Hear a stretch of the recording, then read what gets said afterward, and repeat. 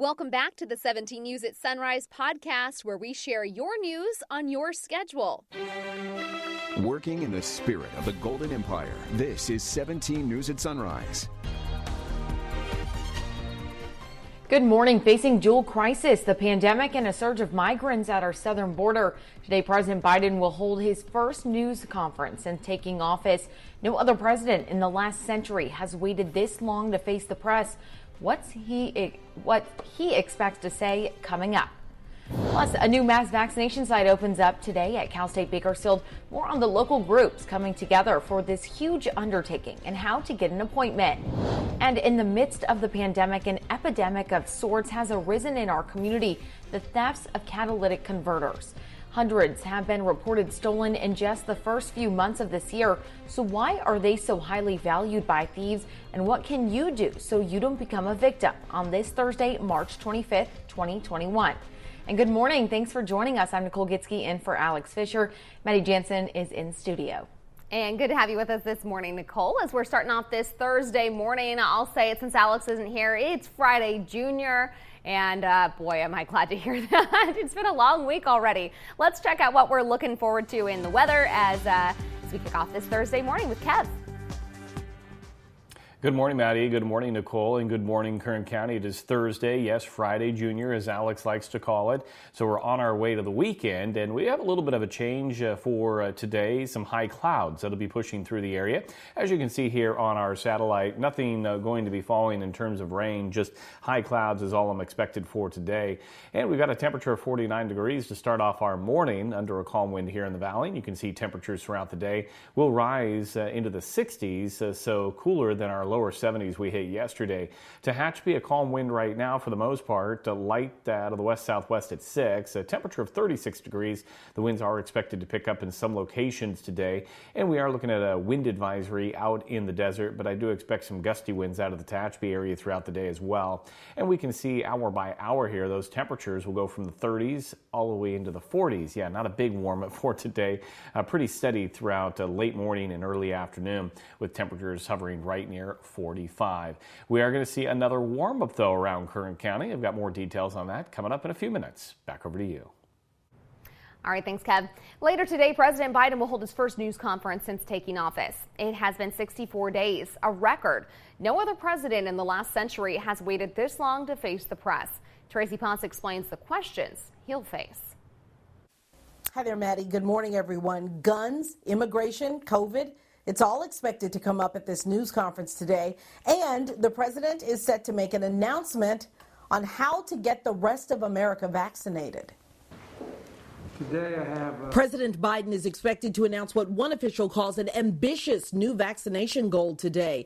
Up to 20 million people a week are now receiving shots, but daily COVID infection rates remain high. We are at the corner.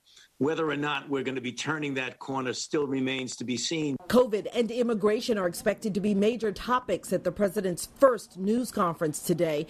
He's appointed Vice President Harris to lead the effort to reduce a surge in migration at the southern border. We will enforce the law, and that we also, because we can chew gum and walk at the same time, must address the root causes that cause people to make the trek. Gang violence, drug trafficking, and natural disasters. the best way to keep people from coming is keep them from wanting to leave.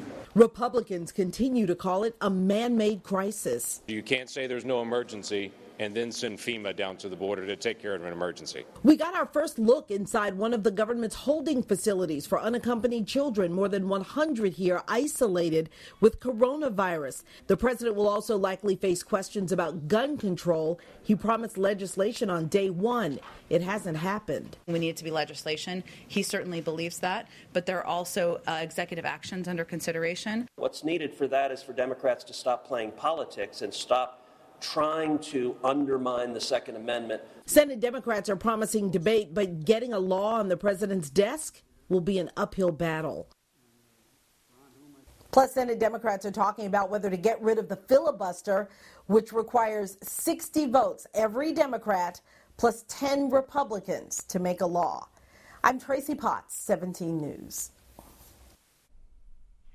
Now for the latest on the coronavirus in Kern County as the death toll continues to climb. Public Health announced 20 new deaths yesterday. A reminder, these deaths didn't occur yesterday but are just being accounted for. In January alone, at least 332 people lost their lives to COVID-19. Public Health also announced 185 new cases. 92 people are currently in the hospital being treated for more acute symptoms of COVID-19. 18 are being treated in intensive care units. And it's important to remember that these aren't just statistics. These are real people with friends and family who miss them dearly. 17 News is reaching out to those who have lost loved ones to coronavirus. We've provided a space for the community to honor those who've died, where you can upload their photos and share their names and your memories of them. We're calling it the Those We've Lost Gallery. If you'd like to post a picture, we have a link on our website, kget.com. Now to a big game changer in the race to get Kern County vaccinated against COVID-19, opening today at Cal State Bakersfield. We have devised a system that will deliver life-saving doses of vaccine into the arms of thousands of people a day. Appointments opened yesterday for the new Mass Vaccination Site at the university. CSUB teamed up with Kaiser Permanente, Dignity Health, and Adventist Health to provide the shots and staffing needed for this huge undertaking. There really isn't much of a competition here. In this case, we're all here to serve the needs of the community, and it's focused this effort around vaccinations and making those accessible to as many people as we can. After today's opening, the site will remain open 7 days a week, even on Easter. A reminder, anyone age 65 or older, healthcare workers and first responders, you are all eligible to get the vaccine, as are teachers, farm workers, child care workers, and those in emergency services, pregnant women, and people with serious health conditions like cancer, type 2 diabetes, and chronic kidney disease. So are people with developmental disabilities and those in certain work settings like public transit and the prison system. If you're in one of those eligible groups, you can sign up for a vaccine appointment using the state's website, myturn.ca.gov. You can also call 833-422-4255 to schedule an appointment. In education news, Fruitvale School District has notified families that it will now offer full-day in-person instruction due to new state guidelines. Now, with the state recently announcing a change in social distancing requirements for students from 6 feet to 3 feet, the district says it is moving to longer school days and no longer needs to separate classes into morning and afternoon groups. Pre-K through second grade will return to campus on April 12th, while students in third through sixth grades will return on April 19th. Fruitvale Junior High School students are expected to return to a traditional schedule on or near April 26th, or whenever the county moves to the orange tier. And Bakersfield City School District announced it will welcome students back to campus. Pre-K through second grade students, as well as special education students, will return to campus for in-person instruction on April 8th, with third through sixth graders returning April 12th. The district said it is preparing for the return of middle school and junior high students beginning April 19th. Yeah, I think I'm about ready for that. All right, thanks, Kev. 17 roadwork file now. An on-ramp for Highway 58 will be closed down for a few weeks. Crews are putting in overhead signs on the westbound on-ramp from southbound H Street. It starts at 10 tonight and lasts through April 16th. Taking a look at news around the nation now. In Boulder, the shooting is over, but the impact of the shooting goes on. Mourners are flocking to the grocery store where a gunman opened fire, while the families of victims are talking about lives well lived but cut short. NBC's Dan Cheneman has more. Boulder is grieving. A vigil to remember the 10 lives lost this week when a gunman opened fire inside a grocery store. One of those lives, police officer Eric Talley. The first officer on the scene, he ran toward the gunfire. A procession carried him to a funeral home. More is being revealed about the victims. Kevin Mahoney, 61, was about to become a grandfather. Ricky Olds loved the outdoors and hoped to be a store manager. Didn't get to experience motherhood. She didn't get to experience marriage. She was 25 years old. Friends of the alleged shooter also coming forward. Angel Hernandez was a former teammate from a high school wrestling team. He lost his position on varsity, so he threw a fit. He threatened to, kill everybody in the wrestling room. And, the coach told him he had to get out of there. And after that, he seemed pretty fine. It didn't seem like it bothered him. At the scene of the shooting, a memorial. It keeps growing. Flowers, words of sympathy, and condolence. People need to grieve. People grieve best when they can relieve that anxiety from their heart and express it. Once they express it, they realize that there is hope to be had. Hope, but still more pain. Dan Sheneman, NBC News. The man suspected of carrying out the shooting is scheduled to make his first appearance in court today. 21-year-old Ahmad Alyssa is expected to appear this morning in front of Boulder District Court Judge Thomas Mulvihill. He is being held in Boulder County Jail on suspicion of 10 counts of first-degree murder and 1 count of attempted first-degree murder, according to online court records. Your time now is 5:21. And meantime, a first for the U.S. Senate yesterday. In a 52-48 vote, the upper chamber confirmed the first openly transgender federal official. Dr. Rachel Levine will serve as Assistant Secretary of Health at the Department of Health and Human Services. Levine, a pediatrician, previously served as Pennsylvania's Secretary of Health and Physician General, the state's top health official and top doctor. Senate Majority Leader Chuck Schumer says the confirmation of Levine represents another important milestone for the American LGBTQ community. Levine says she's proud of the work she's done to address the COVID pandemic and opioid epidemic, as well as preventing disease through childhood, immunization, and raising awareness of LGBTQ issues. KGET Business Watch is brought to you by Grapevine MSP Technology Services, the Valley's leading IT service provider. In your 17 Business Watch, if you want to purchase a Tesla, you can now do so using Bitcoin. Tesla CEO Elon Musk made the announcement on Twitter this week for vehicles purchased in the U.S. The automaker revealed last month that it had bought $1.5 billion worth of Bitcoin. Teslas typically cost between $38,000 to $124,000 before tax. A page on Tesla's website explains how customers can pay for vehicles using the digital currency. Musk says customers outside the U.S. will be able to buy a Tesla with Bitcoin later this year. And COVID-related fraud costs Americans nearly $400 million, and that's just the fraud that the government knows about. Almost 220,000 people have filed a coronavirus-related fraud report with the Federal Trade Commission since January 2020, with seniors hit the hardest. The median loss for people in their 80s was $900 compared to $330 for non-seniors. The Labor Department just launched a website for people who stolen information was used to claim fraudulent unemployment benefits. That's dol.gov/fraud. A year after the pandemic began, many COVID-19 survivors have been dealing with debilitating symptoms for months, as well as how to afford ongoing treatment and daily living expenses. CNBC's Sharon Epperson has the story. I have still not yet recovered. It's been 10 months since Jessica Pasco first experienced COVID-19 symptoms.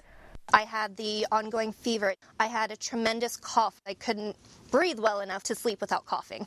She still doesn't feel entirely normal. I'm always still exhausted. Unable to work for more than 3 months, the 36-year-old bar manager now only goes in a few hours a day. And the wedding planning business she launched in 2019 came to a screeching halt in 2020. I'm not working full-time, and I'm also not doing weddings, which is my #1 source of income. Like many so-called COVID long haulers with lingering symptoms, Pasco also has been challenged by persistent financial strain. People who are facing job loss because they can't work, or situations where they're going to the doctor all the time, so they're spending a ton of money. Physician and financial advisor Carolyn McClanahan says the best remedy for that money pain is to try to protect your finances ahead of time. Her first tip? Always have health insurance. The latest COVID-19 relief package provides expanded subsidies for health plans under the Affordable Care Act, making it less costly to get health insurance, even for those out of work. Next, she says, get disability insurance. Employers may offer it but aren't required to. Getting it on your own is more expensive but could save you from financial ruin if you're unable to work due to your illness. Her final tip? Build up savings. We used to say 3 to 6 months of emergency savings, at least 6 months now. Pasco and her fiancé John, a chef, drained their savings when he also was out of work for a few months. Now that they're both working, they're turning a corner. Our savings is thankfully starting to increase again. Sharon Epperson, CNBC Business News. While the pandemic has cut out time on the road for many people, it has also been a catalyst for catalytic converter thefts. Turns out the automotive parts contain some highly valued metals. But why the sudden spike in cases? 17th Ileana Capellan took a drive down the streets of Bakersfield to find some answers. Ileana? That's right, Maddie. Some are probably watching right now saying, this isn't a new story. It's been an ongoing issue, and you're right. However, since the start of the pandemic, BPD detectives say they have seen a significant spike in the number of reports of stolen catalytic converters. Now, that's probably due to the higher unemployment rates caused by the pandemic. The call comes in, and almost immediately, mechanics all over town know what the issue is. A stolen catalytic converter. For California, because of the emissions that California has and trying to eliminate as much smog as possible and have a vehicle that puts out as little emissions as possible. In California, there has been a decrease in the manufacturing of catalytic converters, making them more lucrative to sell and less affordable to replace. A huge part of the problem is scrap and recycle shops that purchase catalytic converters off of people. There's basically 3 metals in there. It's platinum, palladium, and rhodium. And those metals are more expensive than gold. That's why the metals are so sought after. The price for platinum is around $1,100 per ounce. Palladium is around $2,600 per ounce. And rhodium is around a whopping $28,000 per ounce. Well, it only takes a couple of minutes to make a couple $100. On the black market, they can go anywhere from, it all depends on the converter, from $200 to $600. BPD says it takes these thieves as little as 10 to 15 seconds to get out of their car, under your car, and remove the catalytic converter. Since the beginning of the year, there have been over 430 reports of stolen catalytic converters. Just the week before last, there were 2 arrests made for catalytic converter thefts.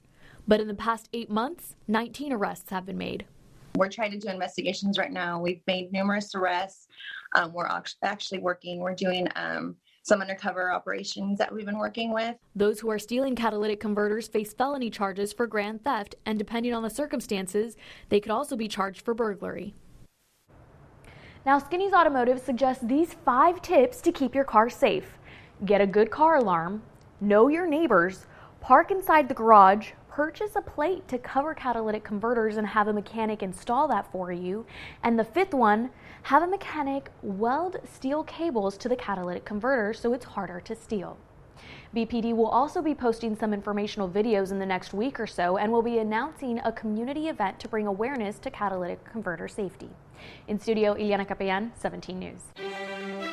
Working in the spirit of the Golden Empire, this is 17 News at Sunrise. The 17 News at Sunrise podcast is a production of KGET and Nexstar Media Group. For more on all of the headlines in today's show, head to kget.com.